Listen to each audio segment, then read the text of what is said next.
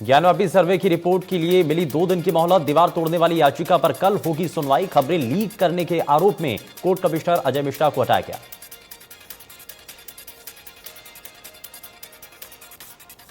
ज्ञानवापी मस्जिद का एक और वीडियो आया सामने। वीडियो में वजू खाने के कुएं में दिखा शिवलिंग। नंदी के मुख के सामने दिख रहा है वजू खाना।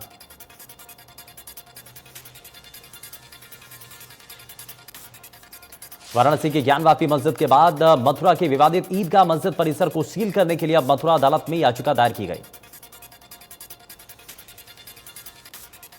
श्री कृष्ण जन्म स्थान ईदगाह प्रकरण के वादियों से एक श्री कृष्ण जन्मभूमि मुक्ति न्यास के अध्यक्ष एडवोकेट महेंद्र प्रताप सिंह ने अदालत से ईदगाह को सील करने की मांग की है।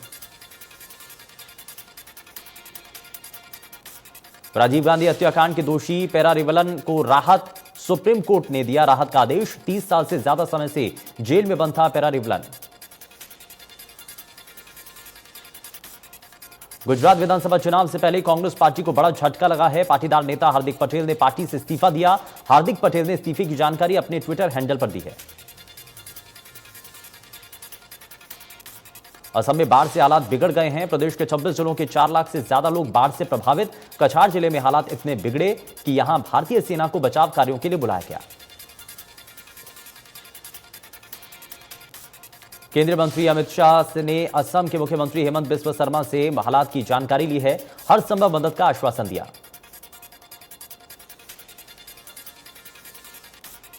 गृह मंत्री अमित शाह ने ट्वीट किया, असम के कुछ हिस्सों में भारी बारिश के बाद बने हालात को लेकर चिंतित हूं। स्थिति का जायजा लेने के लिए मुख्यमंत्री हेमंत बिस्वा से बात की है। रेस्क्यू में महिलाओं, बुजुर्गों, छोटे बच्चों को प्राथमिकता दी गई। समय रहते की गई त्वरित कार्रवाई के परिणाम स्वरूप लोगों की जान बच गई और एक बड़ी आपदा टल गई।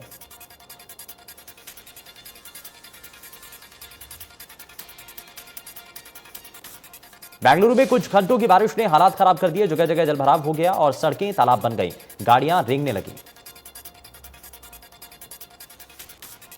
उत्तराखंड में चारधाम यात्रा शुरू होने के बाद से अब तक 44 श्रद्धालुओं की स्वास्थ्य कारणों से मौत हो चुकी है। मौत का कारण हाई ब्लड प्रेशर, हृदय संबंधी समस्याएं और पर्वतीय बीमारियां रही हैं।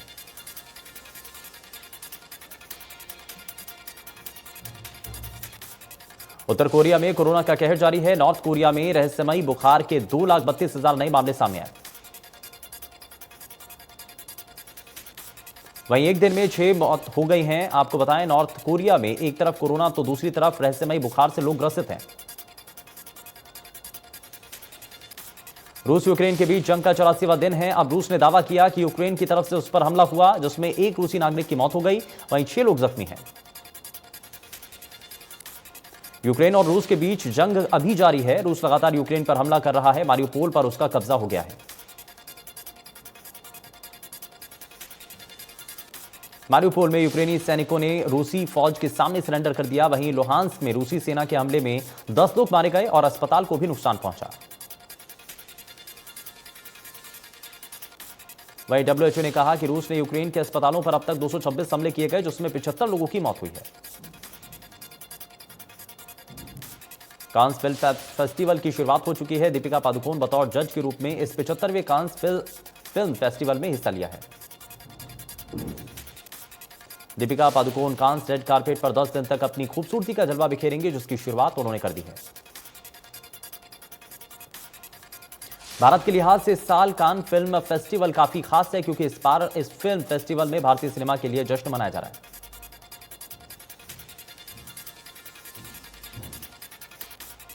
इस साल भारत पहली बार कंट्री ऑफ ऑनर के रूप में फेस्टिवल में हिस्सा ले रहा है। वहीं बॉलीवुड अभिनेत्री दीपिका पादुकोण भी जूरी का हिस्सा है। इस प्रतिष्ठित फेस्टिवल के वर्ल्ड प्रीमियर में आर माधवन की फिल्म रॉकेटरी को प्रदर्शित करने के लिए चुना गया है। A R. Rahman, Shekhar Kapur, Ricky Kej Cannes red carpet पर चलने वाली हस्तियों में शामिल हैं। पेरिस में आयोजित कान फिल्म फेस्टिवल के 75वें संस्करण का आयोजन 17 मई से 28 मई तक होगा।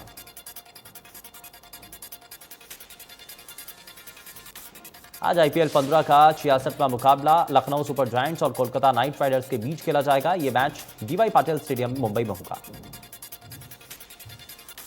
13 मुकाबलों में 8 मैच जीतकर लखनऊ टॉप 4 में जगह बना चुकी है। उसका नेट रन रेट 0.262 है। प्लेऑफ के लिहाज से दोनों ही टीमों के लिए यह मुकाबला बेहद खास होगा और इस मैच से तय होगा कि एलएसजी टॉप 2 टीमों में फिनिश करेगी या पॉइंट टेबल में नीचे खिसक जाएगी। मुंबई इंडियंस के खिलाफ जमकर चला राहुल त्रिपाठी का बल्ला। 44 गेंदों में 3 छक्कों और 9 चौकों की मदद से खेली 76 रनों की शानदार अर्धशतकीय पारी।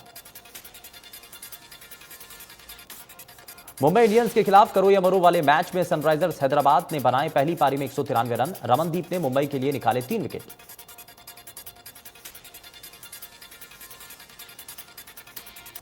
रॉयल चैलेंजर्स बेंगलुरु ने क्रिस गेल और एबी डिविलियर्स को किया हॉल ऑफ फेम में शामिल।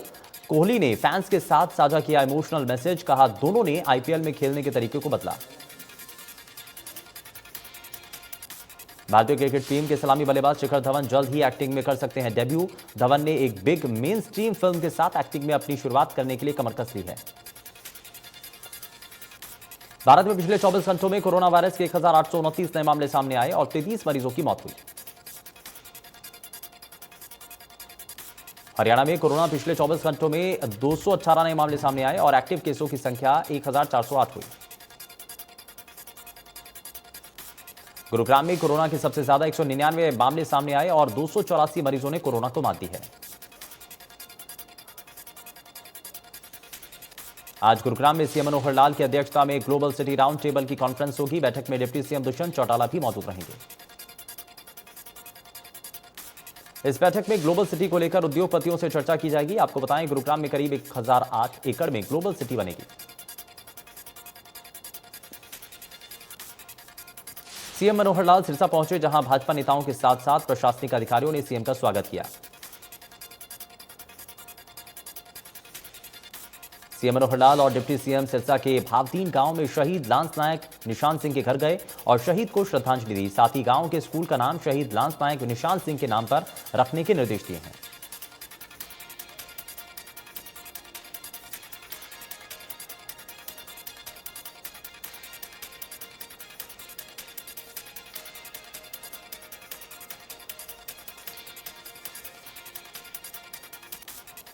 सिरसा में सीएम मनोहर लाल ने चौधरी देवीलाल विश्वविद्यालय के मल्टीपर्पज हॉल में 38 परियोजनाओं का उद्घाटन और शिलान्यास किया। परियोजनाओं पर 368 करोड़ की लागत आएगी।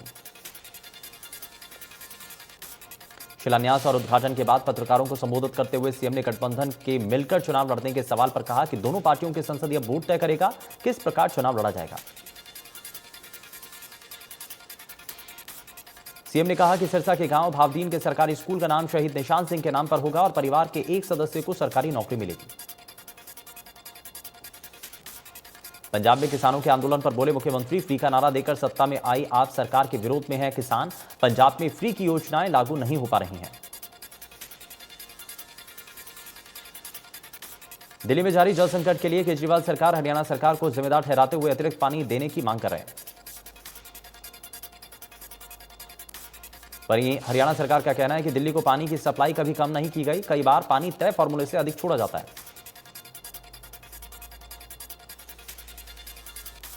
भीषण गर्मी के बीच सरकार ने 2 मई से प्रदेश के सरकारी और निजी स्कूलों को सुबह 7 से 12 बजे तक खोलने के आदेश दिए थे, लेकिन निजी स्कूलों की दादागिरी के चलते ये आदेश महज कागजी बनकर रह गए।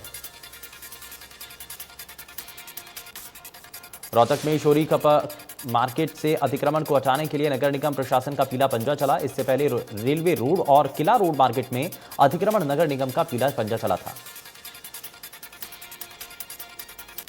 कैथर डीसी का सोशल मीडिया को लेकर एक फरमान जारी किया गया, जिसमें कहा गया कि प्रिंट मीडिया और इलेक्ट्रॉनिक मीडिया संस्थानों से जुड़े पत्रकार ही सरकारी कार्यक्रमों की कवरेज कर सकेंगे।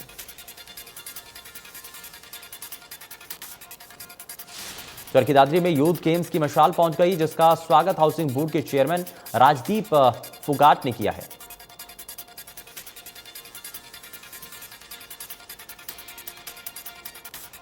रतिया में अलीका गांव के लोग बदहाल जिंदगी जीने को मजबूर हैं। मूलभूत सुविधाओं के अभाव के चलते अधिकारियों द्वारा अनदेखी करने को लेकर ग्रामीणों में रोष है।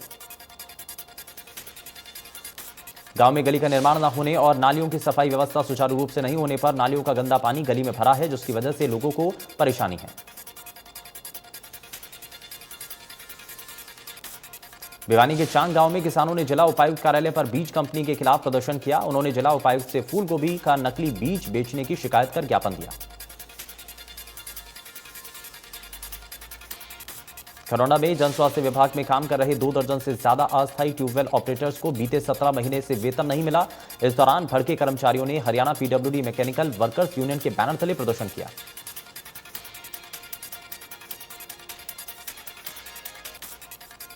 रेवाड़ी डीसी का कार्यभार संभालने वाले अशोक कुमार गर्ग ने नागरिक अस्पताल का औचक निरीक्षण किया। यहां पर उन्होंने स्पष्ट कहा कि रेवाड़ी में वीआईपी कल्चर खत्म किया जाएगा। डीसी अशोक कुमार गर्ग ने खुद पर्ची की लाइन में खड़ा होकर के पर्ची की व्यवस्था जांची। इसके अलावा ब्लड बैंक से लेकर दवाओं की उपलब्धता के बारे में भी जनता से जानकारी हासिल की।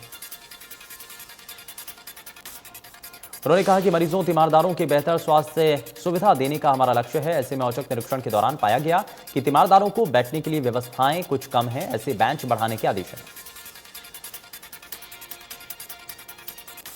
कोरोना आपदा के मद्देनजर अन्नपूर्णा योजना के तहत पूरे देश में केंद्र सरकार द्वारा मुफ्त राशन वितरण की योजना में गड़बड़ी देखने को मिली। बल्लभगढ़ में डिपो चलाने वाले डिपो होल्डर लोगों को सिंगल राशन न देकर न केवल गरीब जनता के राशन को डकार रहा है, बल्कि हरियाणा सरकार और केंद्र सरकार के आदेशों को ठेंगा दिखा रहा है।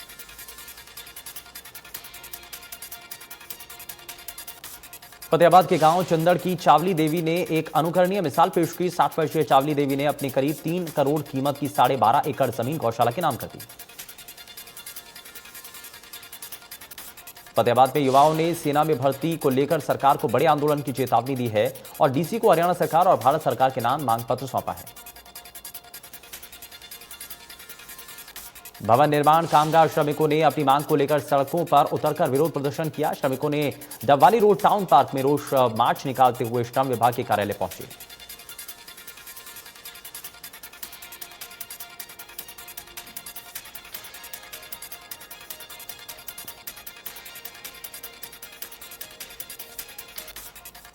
कनीना उपमंडल के गांव ककराला और कपूरी के किसान बिजली पूरी न आने को लेकर बिजली पावर हाउस पहुंचे, जहां उन्होंने एसडीओ को अपनी समस्या बताते हुए ज्ञापन दिया। किसानों का कहना है कि 24 घंटों में से महज 5 घंटे लाइट आती है, हमारी फसल खराब हो रही है। ट्यूबवेल पर रह रहे किसानों ने बताया कि मात्र 5 घंटे बिजली आने से खेतों में सिंचाई नहीं हो पाती है। वहीं चिलचिलाती गर्मी में पशुओं को पीने का पानी भी समय पर नहीं मिल पा रहा, जिसको लेकर हम एसडीओ को ज्ञापन देने आए हैं। हमारी समस्या का समाधान जल्द किया जाए।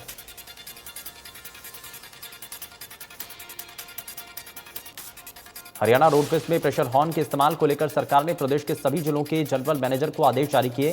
तुरंत प्रभाव से प्रेशर हॉर्न और चालकों द्वारा मोबाइल के इस्तेमाल पर रोक लगाई जाए। इस आदेश के बाद प्रदेश के सभी जिला स्तर पर आदेश की पालना को लेकर कार्रवाई शुरू कर दी गई है और इससे जहां ध्वनि प्रदूषण कम होगा और संभावित दुर्घटनाओं में कमी आएगी। करनाल में आतंकवादी पकड़े जाने के बाद अब बल्लभगढ़ पुलिस भी अलर्ट पर है। इसको लेकर डीसीपी कुशल सिंह ने लोगों से अपील की है कि किसी भी संदिग्ध वस्तु या संदिग्ध व्यक्ति हो तो तुरंत पुलिस को सूचित करें।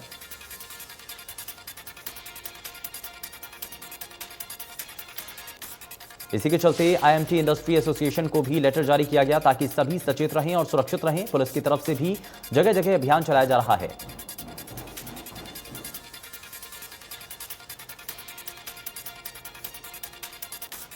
फतेहाबाद में स्कूल कॉलेज के छात्र जान जोखिम में डालकर सफर करने को मजबूर हैं। फतेहाबाद के बड़ोपल गांव तक लटक कर जाते हैं छात्र। भिवानी में कोंच रोड स्थित एक कबाड़ फैक्ट्री में व्यक्ति की लाश मिलने से इलाके में सनसनी फैल गई। सूचना पाकर पुलिस मौके पर पहुंची।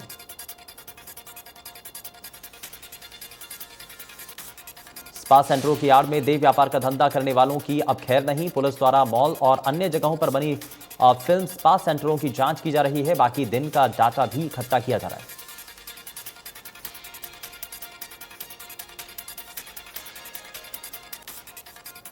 पानीपत में 2 साल की मासूम के साथ दुष्कर्म के प्रयास का मामला सामने आया। बच्ची के परिजन उसे सरकारी अस्पताल लेकर पहुंचे, जहां चिकित्सकों ने प्राथमिक उपचार के बाद उसे अस्पताल में भर्ती कर दिया। मामले की सूचना मिलने पर पुलिस भी मौके पर पहुंची और पीड़ित बच्ची के परिजनों की शिकायत पर पड़ोसी युवक पर मामला दर्ज किया और आगे की कार्रवाई शुरू की।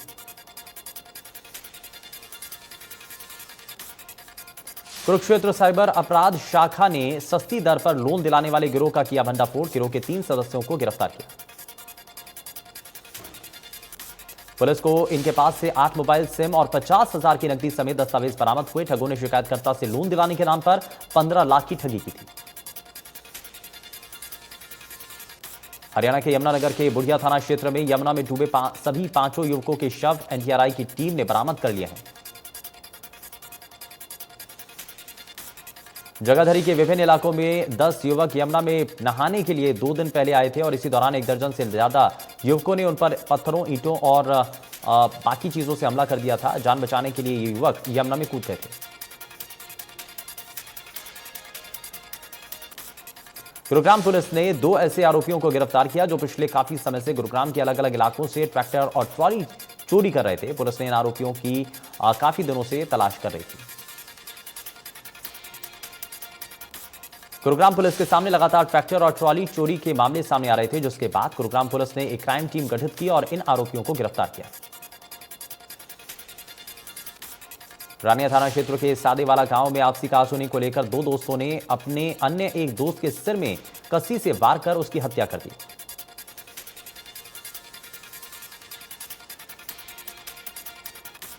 रादौर के पलाका रोड पर मिट्टी से लदे तेज रफ्तार डंपर ने स्कूल से छुट्टी कर साइकिल से अपने गांव खजूरी लौट रही 6ठी कक्षा की एक छात्रा को कुचल दिया, जिससे छात्रा की मौके पर ही दर्दनाक मौत हो गई।